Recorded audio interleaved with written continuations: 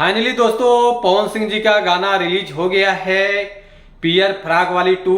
आज हम इसी गाने के बारे में बात करने वाले हैं इस वीडियो में, तो वीडियो को लास्ट तक देखते रहे। और जो लोग भोजपुरी बुढ़ हंगामा चैनल को अभी तक सब्सक्राइब नहीं किए हैं वो लोग सब्सक्राइब कर लीजिए, ताकि जो भी भोजपुरी गाने या भोजपुरी फिल्म रिलीज होते रहेंगे आप लोगों तक पहुंचता रहेगा।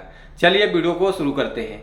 आज हम जिस गाने के बारे में आप लोगों से बात कर रहे हैं, फाइनली ये गाना रिलीज हो चुका है और इस गाने का बोल है पियर फ्राक वाली 2। इस गाने को गाया है पवन सिंह जी और शिल्पी राज जी, जो कि ये गाना डुएट सॉन्ग है।